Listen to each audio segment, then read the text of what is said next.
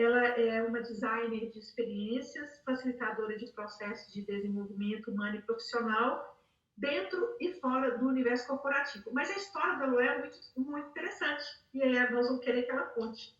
Porque a Luá já visitou 28 países, de 5 continentes, em busca do que significa motivação.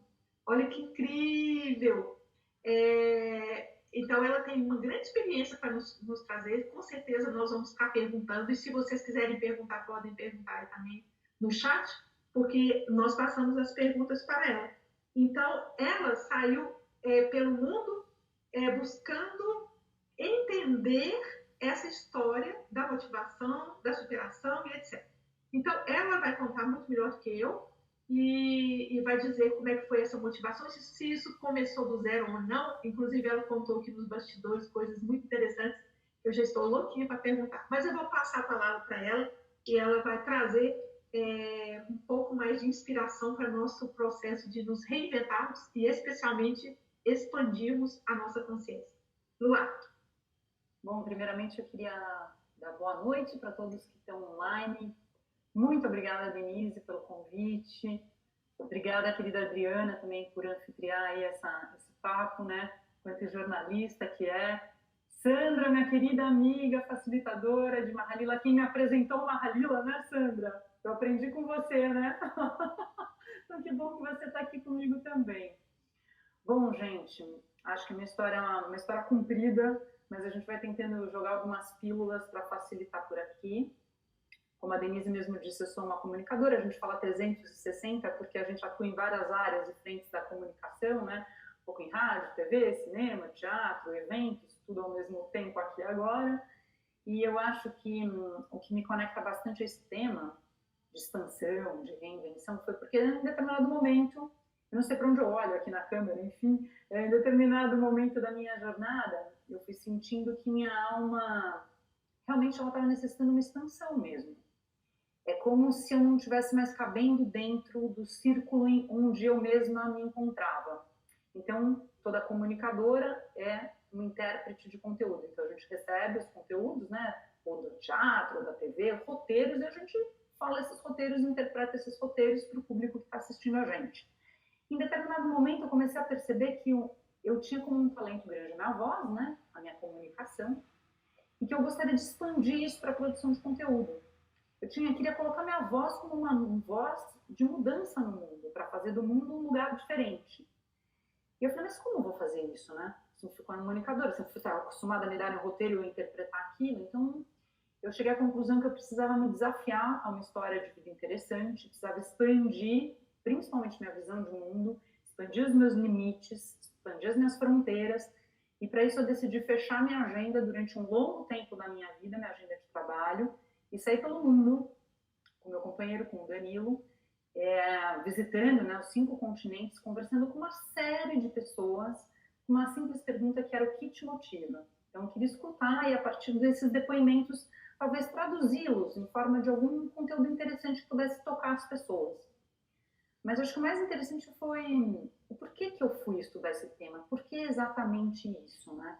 Eu já trabalhava em muitos eventos corporativos, fazia muita mediação de rodas de conversa entre diretoria, trabalhava muito com atividades motivacionais já, e eu senti que no fundo parece que as pessoas elas ficavam motivadas só até a primeira vírgula, naquele domingo do evento, mas na segunda-feira voltava para aquela rotina e tudo continuava igual, e parece que era só sempre uma anestesia coletiva e depois vinha de novo aquele vazio existencial, né?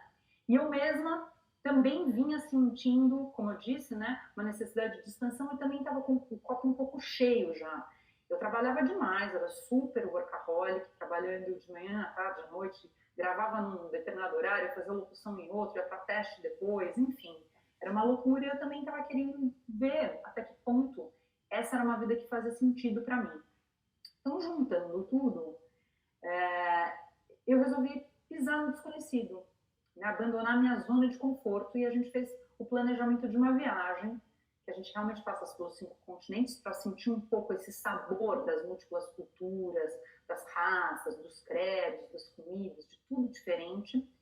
E a gente foi escolher o tema motivação porque na época eu estudava com um professor grego, o professor Victor de Sales, que para mim foi um super mestre na minha vida. Eu tenho muita gratidão por ter encontrado entrado, o professor Vitor, e ele era grego e também mitólogo, assim, exímio conhecedor da civilização grega e egípcia, mas com foco principal na grega helênica, da época de ouro, né, da Grécia Antiga. E a gente se encontrava semanalmente na casa dele para simpósios, né, onde ele movia toda aquela turma com questões, com perguntas. Ele parecia Sócrates, assim, na nossa frente, com aquelas perguntas que você caía da cadeira, sempre que ele fazia alguma, e você voltava para casa pensando, passava a semana inteira pensando, enfim. E a sociedade helênica tinha uma investigação muito profunda na questão dos talentos, das habilidades, a educação deles era bastante diferente. E eles acreditavam que pessoas que desenvolvem seus talentos e habilidades, eles tinham uma crença de que elas eram mais motivadas do que as demais. E uma vez que você conhece seus talentos e habilidades, não só você é mais motivado, a própria motivação te traz entusiasmo, que é você descobrir o teu Inteus, né, teu Deus interno, tua luz divina pulsante. E, ao mesmo tempo, isso posto, você certamente é uma pessoa mais saudável, porque como uma pessoa apaixonada, com pathos, né, que é a palavra grega, da paixão, é mais protuberante, né, e o entusiasmo mais visível no olhar, na alma, tudo, isso tudo fazia com que aquele ser humano também fosse mais saudável, saúde física mesmo, mental também, né. Enfim, então eles descobriram essa equação, e essa equação era passada para a formação dos cidadãos, né?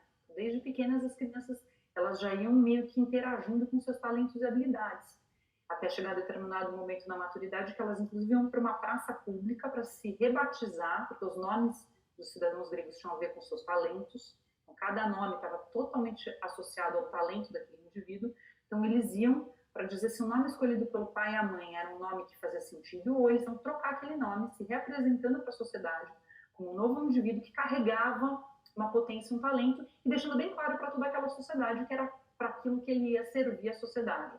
Então, eu sou Demóstenes, aquele grande orador, então o nome já tinha a ver, sou Hércules, com seus talentos. E a gente acha isso muito profundo, né? Então, porque o nome está carregado com um propósito de vida, com um serviço à sociedade e à humanidade, um serviço para o meio.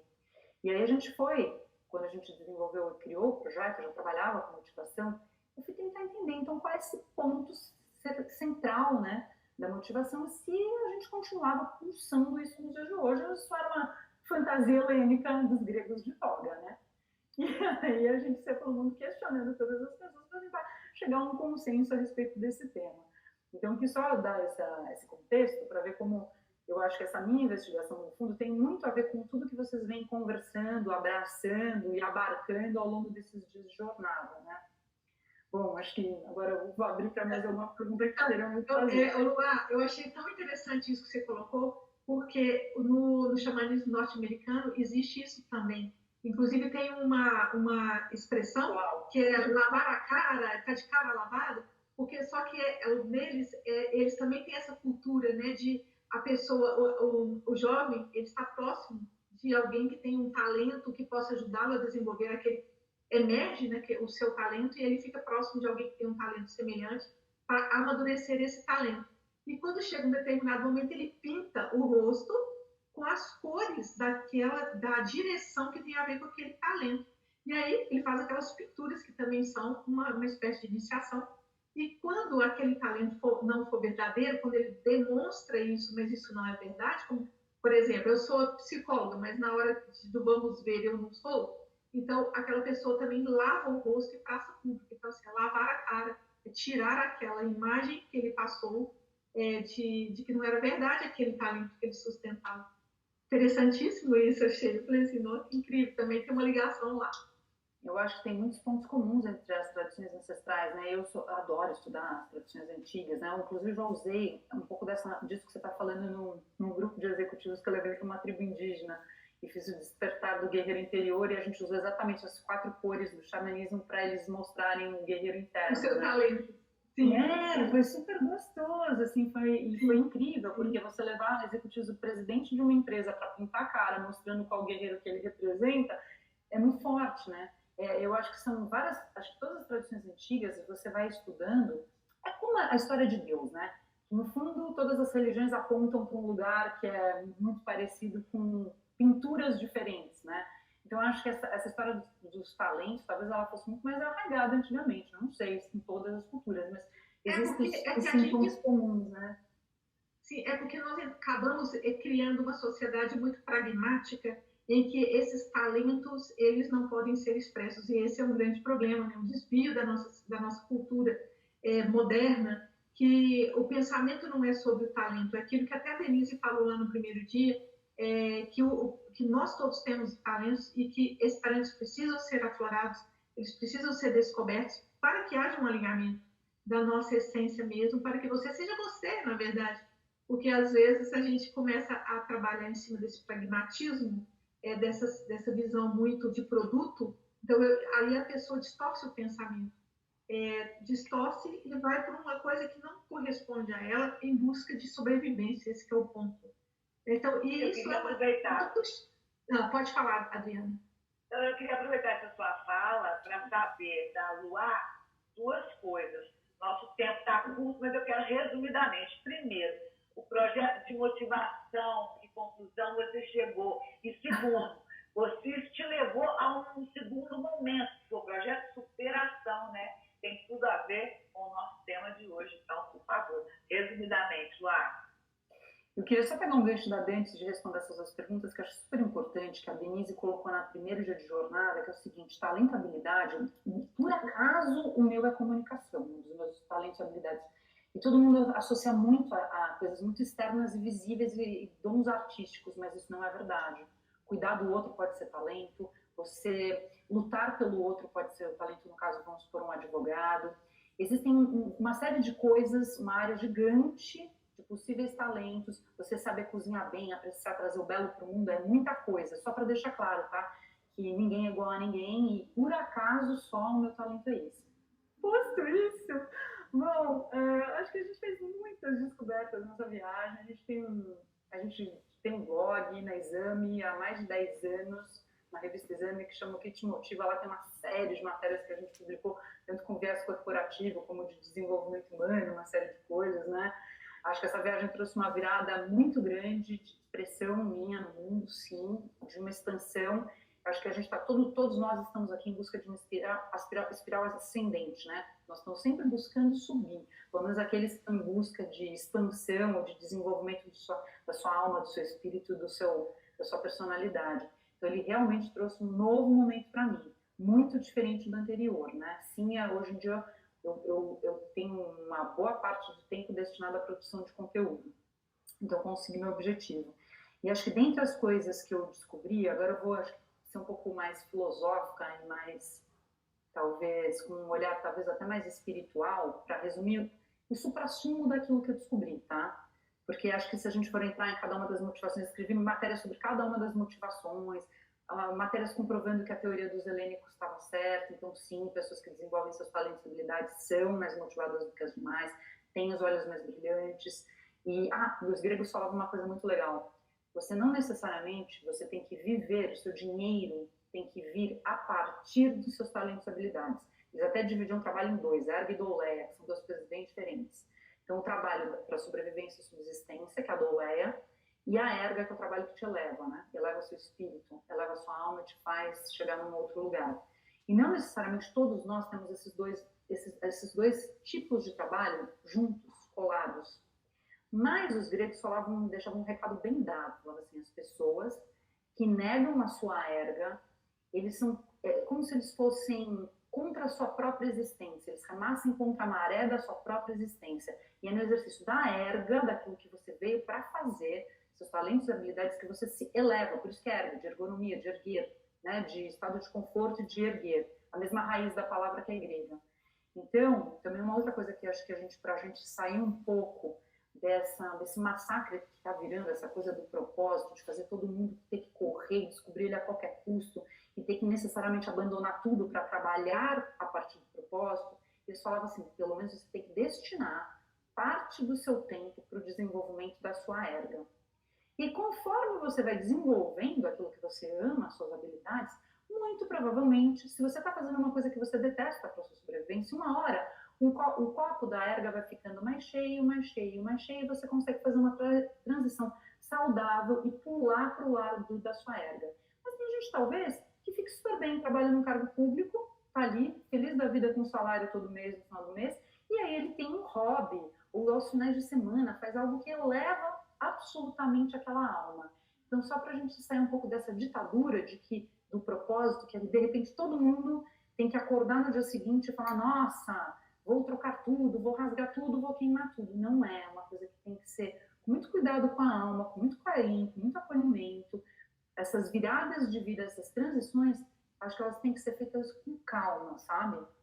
Então, muita gente que eu conheci na volta ao mundo, pessoas que estavam totalmente associadas ao seu propósito de vida, ao seu talento, realmente eles tinham isso, tinha uma suavidade. Ou a pessoa já nasce com aquele dom, já vai trabalhando com aquilo que gosta, tem essa oportunidade, ou eram pessoas que tinham lá a sua sobrevivência e subsistência e muito alegremente, com muito entusiasmo, faziam também um segundo trabalho, ou uma segunda habilidade, né?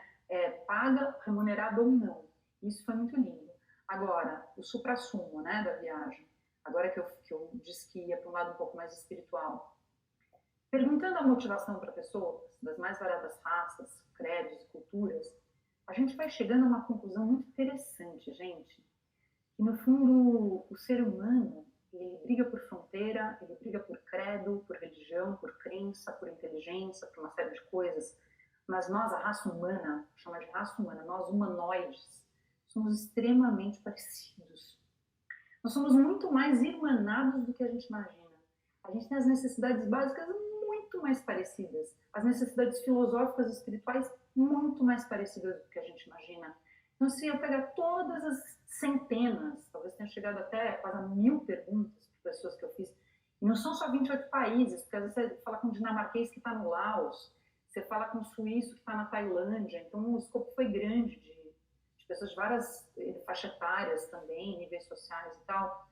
Você vai percebendo que um dia a gente vai acordar para um ponto muito importante, que é nós somos realmente um. Nós somos muito mais irmanados do que a gente imagina. A vovozinha que está lá no Laos, ou na Guatemala, ou o adolescente que está em Nova York, ou ele está no Tibete, no fundo, a gente tem as mesmas necessidades básicas, depois as mesmas necessidades espirituais ou aspiracionais. É meio um pouco da pirâmide de Maslow, sabe? Cada um se encontrando numa faixa dela, mas é muito parecido. Então, por que tanta discórdia, né? Para que tanta guerra, tanto conflito, tanto ego? Então, acho que é uma das bandeiras que a gente vem levantando desde que a gente voltou, é que, de verdade, você tem que olhar muito mais para como um irmão, porque as necessidades dele são muito parecidas com as suas. E se você já está num grau acima da pirâmide, por sorte, de necessidades, vai dar mão, entendeu? Não critica, vai dar mão, vai ajudar a mostrar a luz do outro e não a sombra do outro. Acho que um pouco é uma mensagem que eu gostaria de deixar, né? Nossa, maravilhosa, né? Maravilhosa. Acho que nós vamos ter que fazer mais jornadas, né, para poder, como se diz, pegar o lápis pela mão para contar esses casos maravilhosos, né, dessas experiências dela. Então, acho que uma coisinha para contribuir, que muita gente fala, tá, por que você largou tudo? Porque quando eu fui fazer a volta ao mundo, e eu fiquei mais de 2 anos viajando, era para passar 6 meses, eu fiquei 2 anos, mais de 2 anos. Nossa, mas você na época mais produtiva da sua vida de trabalho, ganhando mais dinheiro, fazendo tudo, você sai de cena, você é louca. Um monte de gente achou que eu estava ficando louca, com crise de adolescente rebelde. Tive uma grande amiga que falou, você está tendo uma crise de adolescente tardia, não estou te entendendo. Você não vai fazer uma viagem aí no Brasil? E, na verdade, eu acho que chega uma hora que a alma expande, e pode ser no meio da quarentena, pode ser no momento que você está ganhando mais dinheiro, você está no seu melhor emprego, onde quer que você esteja, não existe desculpa para quando você sente aquele furor dentro de você, para você não, pelo menos, testar, né? E tem uma coisa que eu tinha esquecido quando eu estava falando o termo que os gregos usavam, eles diziam que nós éramos traidores da nossa própria alma e da nossa própria história, quando a gente deixava passar, pelo menos tatear a nossa erga, olhar para onde os nossos talentos e habilidades podem nos levar, porque a nossa expansão, eles diziam que era através do exercício da excelência dos nossos talentos e habilidades, mesmo que só no final de semana de hoje em dia, vamos chamar assim. E eu acho que essa nova era está nos chamando para um reencontro da humanidade, não é nem só de cada um de nós, a nossa verdadeira essência, o que é que a gente vai fazer, o que nós vamos servir para o mundo a partir daquilo que a gente sabe fazer, sabe? Acho que imagina que mundo lindo se todo mundo estivesse a serviço de, realmente, através da sua essência mais pura e cristalina,